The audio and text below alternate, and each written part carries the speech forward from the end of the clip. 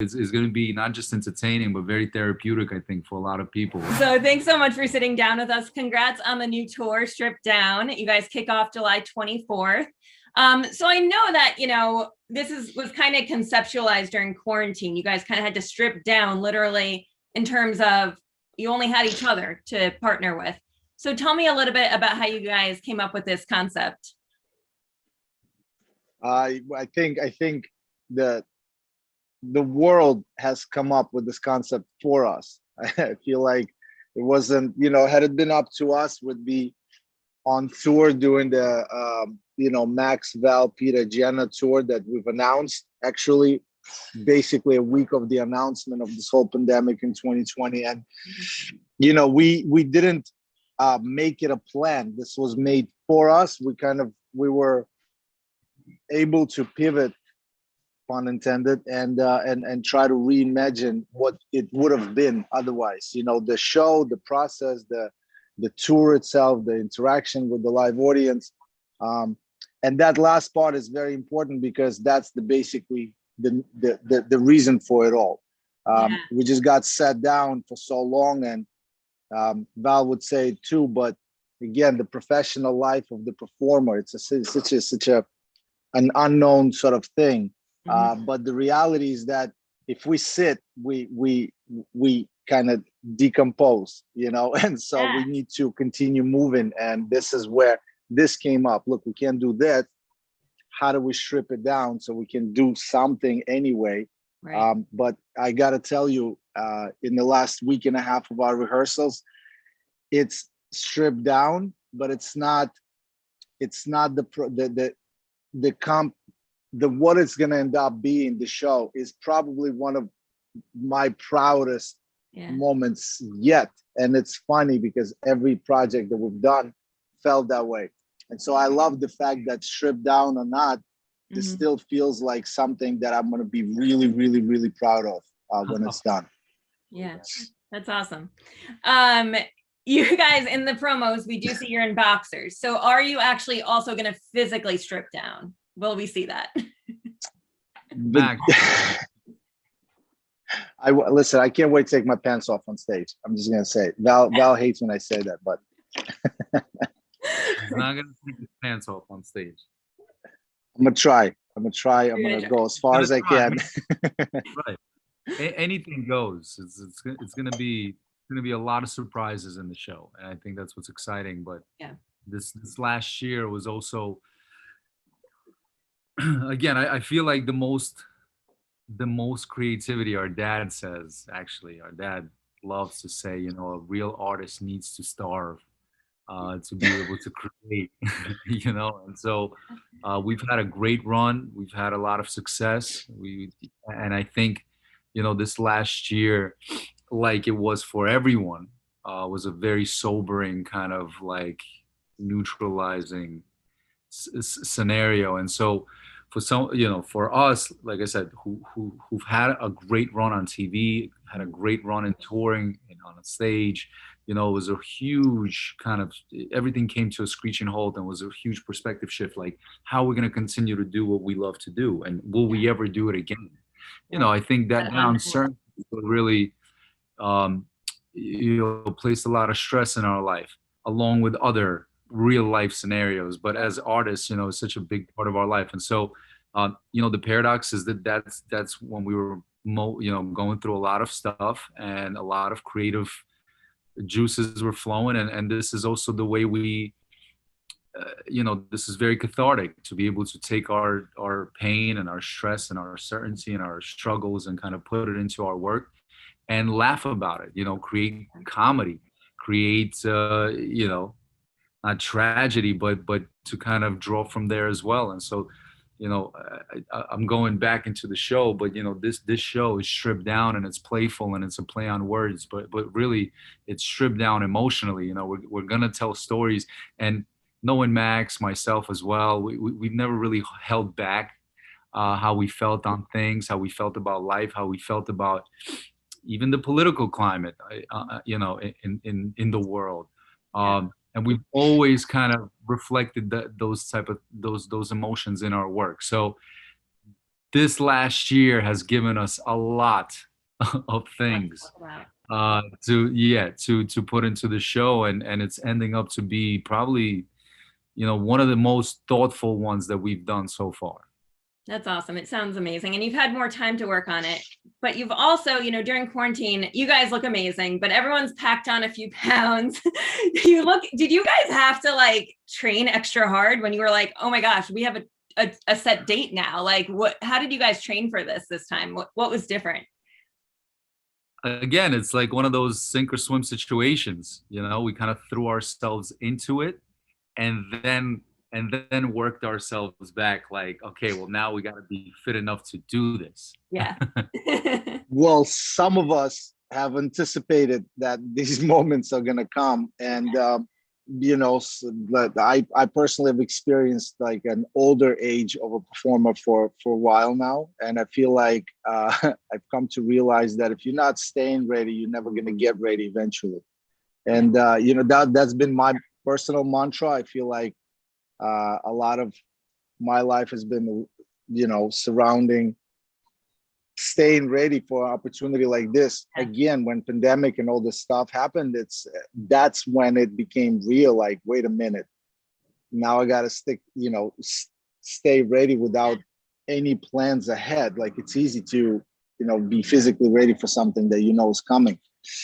So I'm very happy.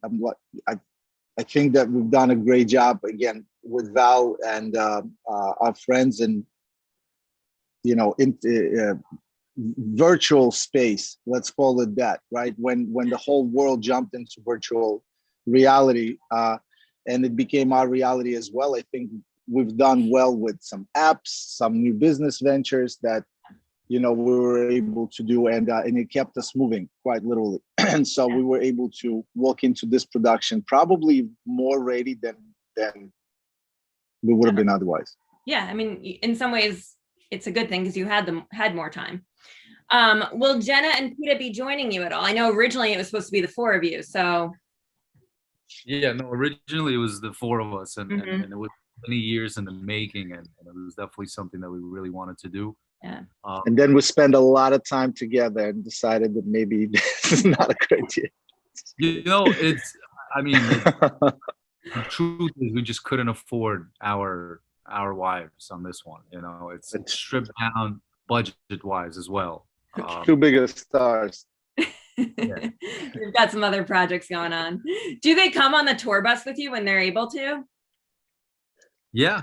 No, they're definitely gonna come out and visit. You know, both Peta and Jenna have been helping out with the tour as well, helping choreograph a couple of pieces and you know, advise and consult, and obviously they're incredible. So they're a part of it. They're just not gonna be a part of it in the sense that they're usually a part of it. And you know, the truth is the four of us haven't gone on tour together yet. But I've been on several tours with Jenna and Peta. So if anything, it's Max that's missing out. Yeah. I've also been on plenty of opportunities with Peta, not Jenna. Actually, I have to say I've yet to tour with Jenna. Okay. But you know, the show is everything that we do. Like Val said, we put our reality on stage, and whether Peta and Jenna are with us or not, they're on stage with us because they're obviously a giant part of our life. Yeah. And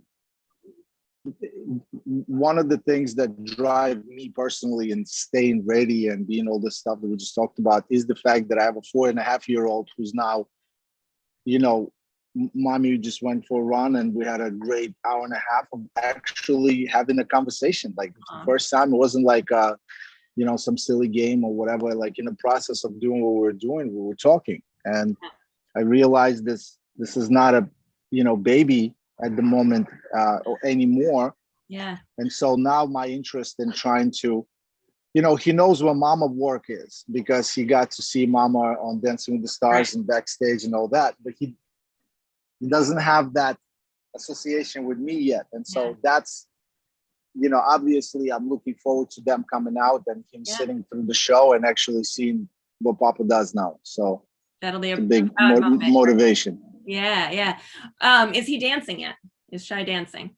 Yes, well, if you can call it He's that, moving but to he's moving to the music. We actually Okay. he had a recital. We posted something on social media, and it was probably the most proud moment of my life because I also had zero expectations. We usually just drop him off and go get coffee and pick him up. Did you have fun? He says yes, and we'll keep it moving. And then all of a sudden, moves came out, so it was incredible. I lost it for sure. So you're not a stage dad yet. You're not going and telling him, oh no, you got to move your foot that way.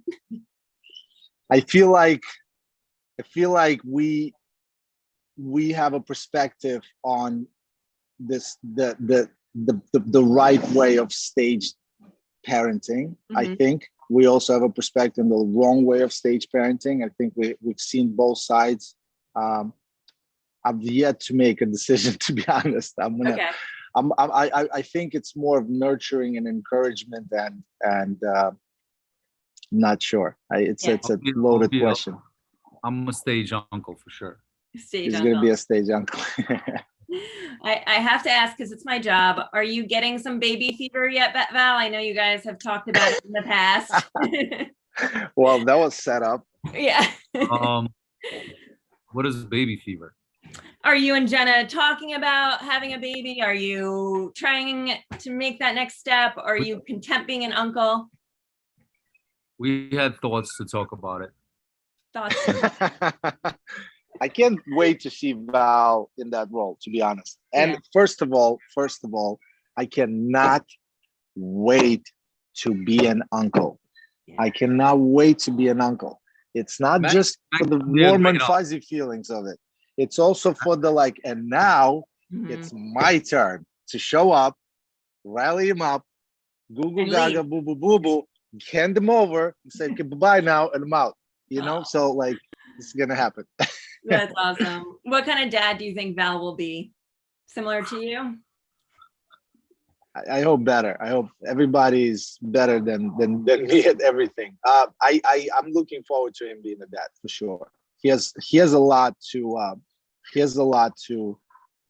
relay and a lot of information that I think, you know, the lucky human or humans, however many that will be born into this dad family will certainly be privileged. Yeah, that's awesome. Thanks, man. Thanks. That's so sweet. And how about you? Are you guys trying for a girl? I know that you mentioned you want to be a girl dad. Me? Yeah. I cannot wait. Although he's my guy, but there was a touch and go where it's like, you know what? You birthed yourself a son.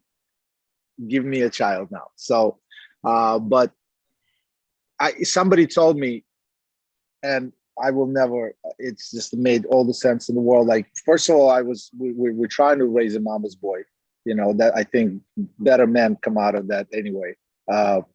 But the reality is that when the firstborn son, you know, a mom is his first love, and there's bond levels that I don't come in near. I feel like I just want to have an opportunity to have a relationship with a daughter. Because I think also Val and I have always been sort of like this kind of like, I don't know, male driven family or something. I don't know. Yeah, that's not true. Sure. Yeah, I see that. Well, I think it's also in stages. I you know, again, I don't know anything about parenting, but I would assume that, you know, the relationship with the son and the mom at a certain age is a certain way. And then there's another age where I think there's more bonding between the father. But yeah. Yeah, they're all different experiences. I have a 6-month-old girl and it's the best thing in the entire world, right? It really Congratulations. is. Yeah. Thank you. Yeah. So obviously you guys were both spent a lot of together time with Peta and Jenna during quarantine. You both bought new houses, right? Val bought a, you know, a family nest.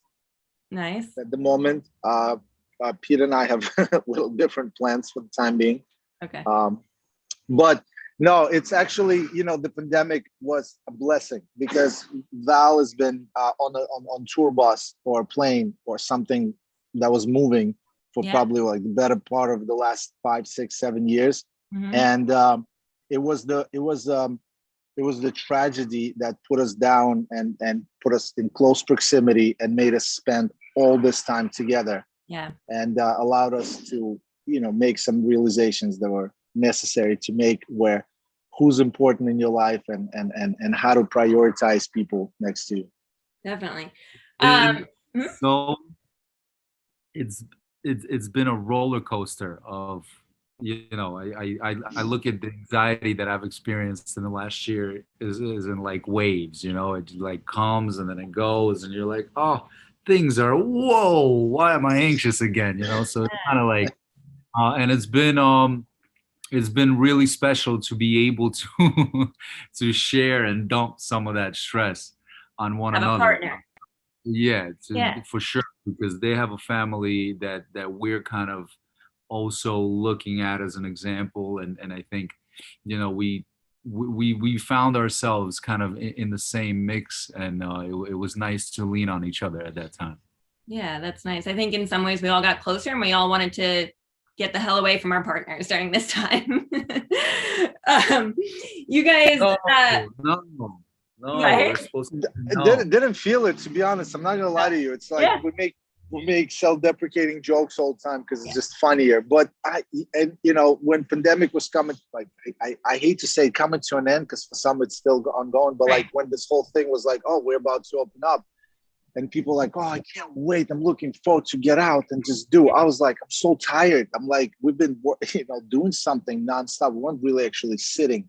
So, there were a lot of trouble and problems. And looking back, that was touch and go. And it was very, very difficult. But I cannot reflect and say that there's been like, okay, you know what? I want to go away and not see Peter for a minute because we've spent so much time together at all. I don't feel that. So that's nice. This has been, if anything, it's been.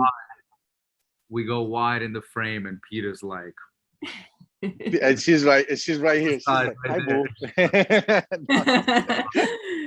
No, but I think the other thing it's important to note is that like we're in a profession where we are together.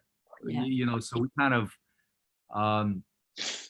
we have built a relationship on that, partially on that foundation, is that we're kind of accustomed to spending this much time together already.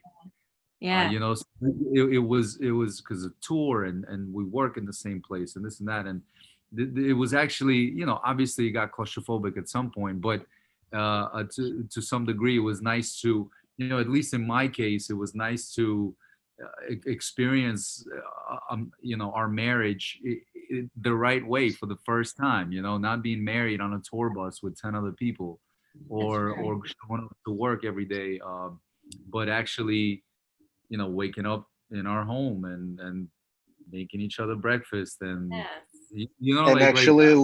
learning some dishes here and there. I mean, the chicken Peter's making now would not have been possible without practice of pandemic. So that's true.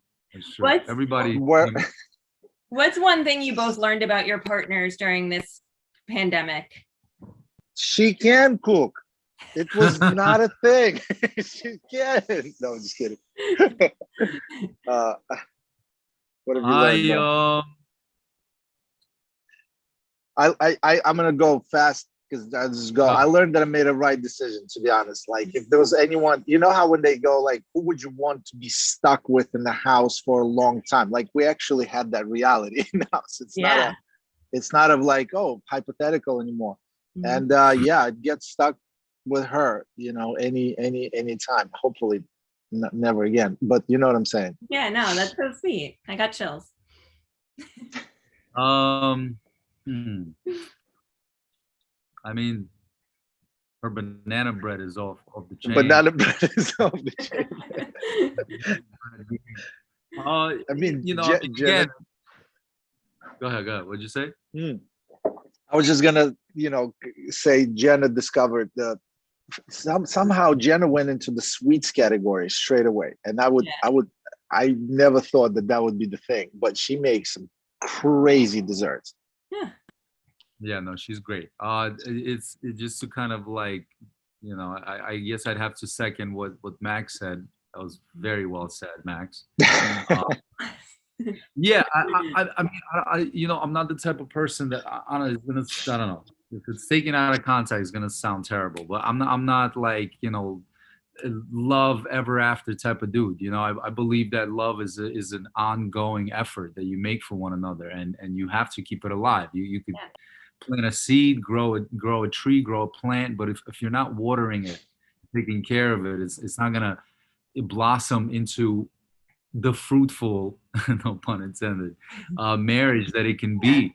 So that's one of the things that I learned this year, is that we are down to, we're down for the cause equally. We're here to water our tree and water our and nurture our marriage, and work really hard to not just maintain it, but let it grow and become better and better. So I think we've both grown. So I don't think she's in the beginning of the pandemic, Jenna my wife is a completely different person a year later than she was a year ago, and so am I. And we did that together. And I think that's really, so I'm rephrasing your question. I think we've both grown.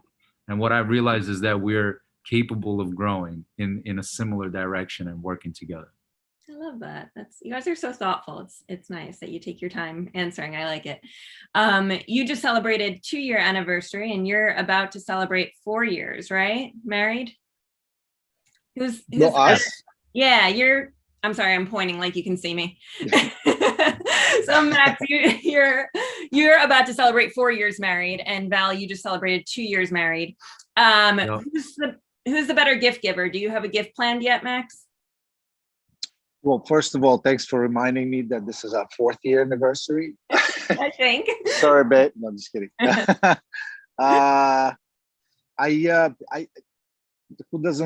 I personally enjoy better giving gifts than receiving, not to whatever, but like there are some weird people like that. I'm so awkward in getting stuff. But our wedding was around also Peter's birthday. So I tried to put it all in one day, and ta-da. No, I'm just kidding. I don't know, actually. I haven't thought about it. Consolidate the gifts.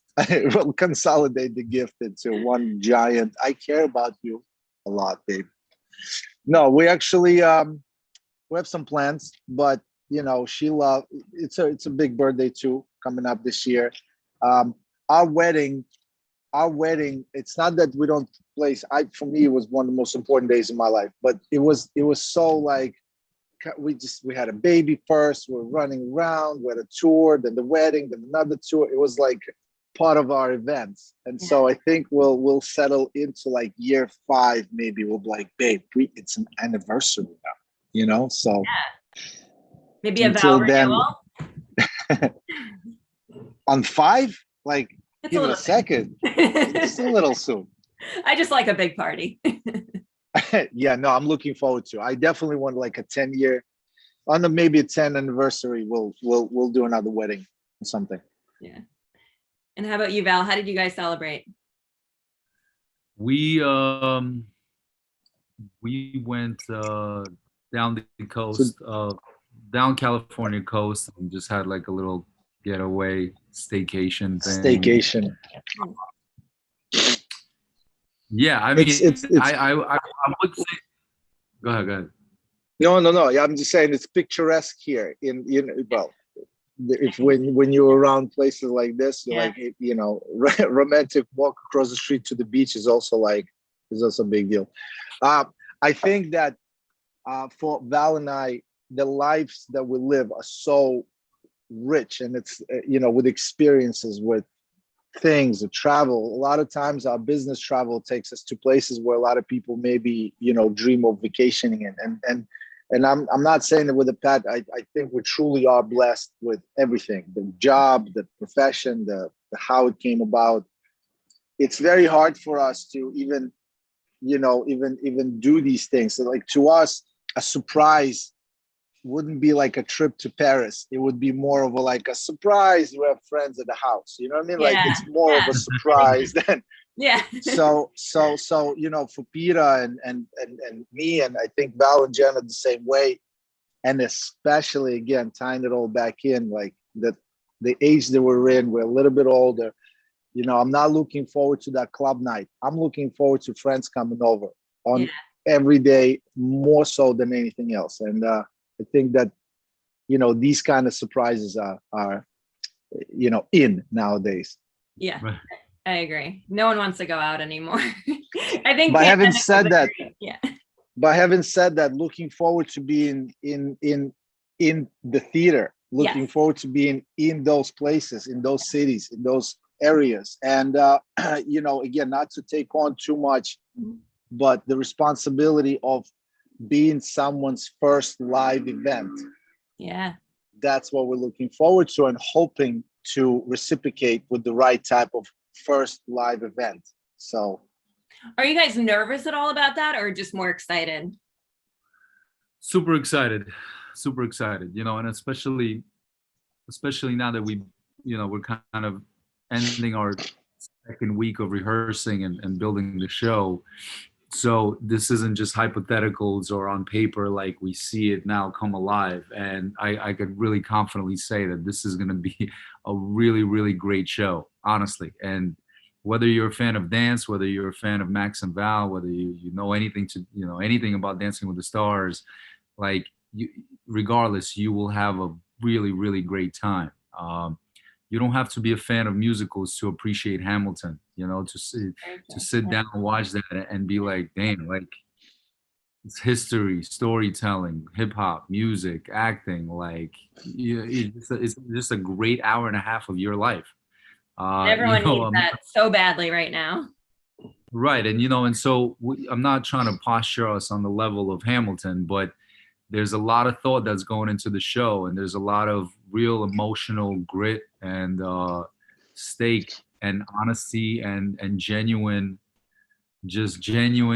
kindness. You know what I mean? Like it's going to be not just entertaining, but very therapeutic, I think, for a lot of people, a lot of folks, and especially, you know, whether for they us, go, especially for us. Yeah.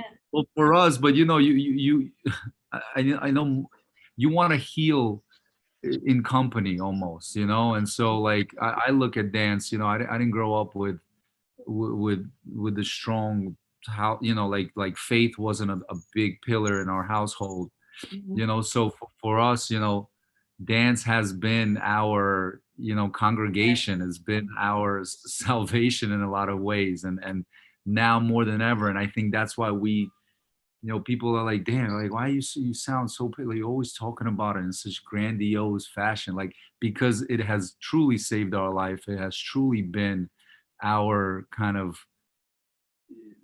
sanctuary, you know. And so for us to go on the road and preach the gospel of dance is what we love to do most. And we can't wait to do that. And people love to see it. Love to see you dancing. I just have a few Dancing with the Stars questions since I have you here. I have to ask. So you were just talking about how dance is kind of like your therapy, your congregation. I know Cheryl Burke has been in the news lately because she is struggling to keep sober. Have you guys reached out to her? Are you friends with her? Have you stayed in touch? We bump in. We see each other a lot. Sort of neutral territory with mutual friends. I personally didn't. That's our fault, but I was not aware. However, we just know each other for a very long time, and there's definite history that we know of each other's. I think she's a great person. She has a lot of incredible qualities. I feel like there's certain things that she just needs to finalize in overcoming. And maybe there was never some finalization. I'm not even sure if that's correct vernacular, but I feel like finalization. Closure. Closure. I'm saying like there's a process, you know, to go from here to no longer having an issue. And I think that you need to come to the end of that process. And maybe there hasn't been an opportunity. However, I've seen her. We saw each other not a long time ago. She looked great. We had a great time at an event together, and it was very pleasant to see each other. I gotta say that we keep we've this pandemic was very good for the cast of the Dancing with the Stars alums, I feel, because we all congregated together. Some of us, a lot of us recongregated, a lot of us reconnected. There's been a lot of amazing opportunities to to say hi, and all of a sudden, after few years of non-communication with some, to reconnect and reignite this relationship. And it's been my personal kind of like journey that way. And it's been very good. But in terms of Cheryl, she looks great. Yeah. I wish her all the best, obviously. Did you guys know? Did you know she was going through that back when you were on the show with her? Because you guys are kind of the OGs, you know. Is that something that you knew that she was openly struggling with then? I think Cheryl was very open about her struggles. Period. Yeah. She wrote a book depicting a lot of them, or rather, putting things together and kind of like letting people connect the dots. So in terms of keeping things private, we do, but we let just enough out. So I think it was a public struggle. Yeah. I think AJ is incredible for her. I think they're incredible for each other.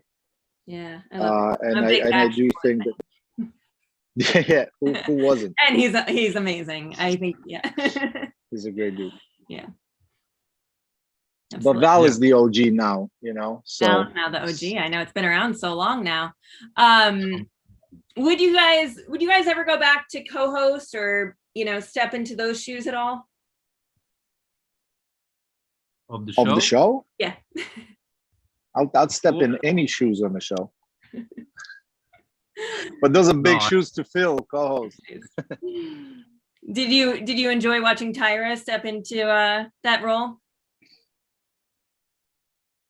You talking to him? To both of you. To him.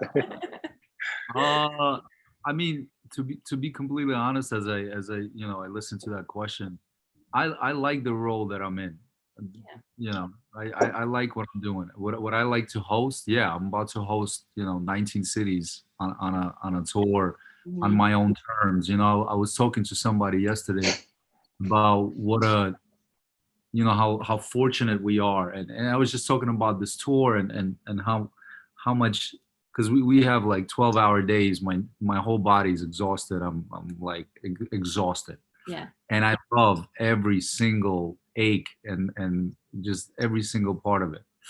And that's when I realized, like, I truly am in Zen. You know what I'm saying? Like, this is what I meant to do. Like, this is what I love to do. This is what I'm passionate. And so when people are like, true happiness is doing what you love, and loving what you do, and like it's also doing it with loving with whom you're doing it with, you know what I mean? Like and so when I look at this, like, what a privilege, I get to do what I love. I get to do it with I get to surround myself with the people that I want to collaborate with, and I get to really, there's literally no one here that can tell me no to something that I want to put out on stage. Now Max can tell me, I don't think that's that makes a lot of sense.